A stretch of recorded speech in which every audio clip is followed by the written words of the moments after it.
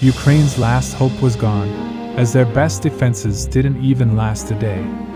It's day 11-13 of Russia's operation in Ukraine. Let's dive deeper. Let's start from the Kursk region. Several months ago, as Ukraine launched offensive on Kursk, where Russia had no fortification and reinforcements, they were able to take advantage and capture big areas in a week. But after Russian forces started to form the defenses as their reinforcements arrived, Ukrainian advances completely stopped. At that time, I explained how Ukraine's objective now would be to strengthen and build their defenses in the captured area, particularly in Sudza, because it was only a big enough city to make any strong defenses. However, many pro-Ukrainian sources hoped Sudza would at least hold for a week. However, they were proven wrong. In our previous report, we saw how Russian forces, after collapsing the northern flank, launched a massive push from northwestern and northeastern directions. Because of Russia's impressive maneuver, they were able to collapse massive areas in both directions.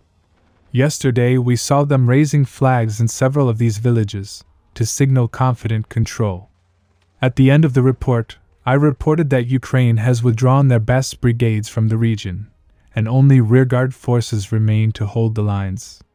Now Russia's next target was Sudza. As I explained earlier, this was supposed to be Ukraine's best defense on this front. It was reported Russian forces soon launched a massive push from several directions towards Sudza. From the intersection, they were attacking the village, where Russian units from the highways were also attacking. In addition, they also launched an attack towards Sudza along the highway, where Russian units from the eastern front were also assisting. And it didn't take long before Ukrainian defenses collapsed. According to the trusted sources, Russian forces were able to take this big area under their control. Fortunately, Russian units started sharing several footage of them freely roaming in Sudza, signaling the recent breakthrough. There are reports of further penetration, however currently Ukraine holds around 60% of the city. But as their initial defense has collapsed, it will not take long before we see Russian forces announcing full capture. In addition, from Sverdlovskovo, Russian forces launched an attack towards the highway. It was reported they took this area under their control. During this offensive, alongside FPV drones, Russian aviation played a significant role.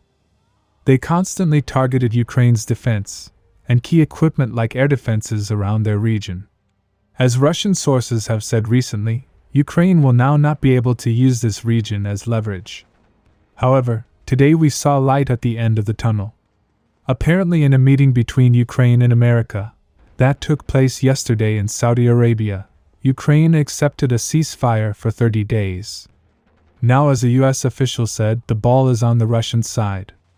If Russia accepts, it will immediately take place. However, many people are asking why would Russia accept this ceasefire, when they clearly are advancing on all fronts. However, we currently don't know what they have offered Russia in return for a ceasefire. Subscribe for more frontline updates. Let me know your thoughts in the comments down below.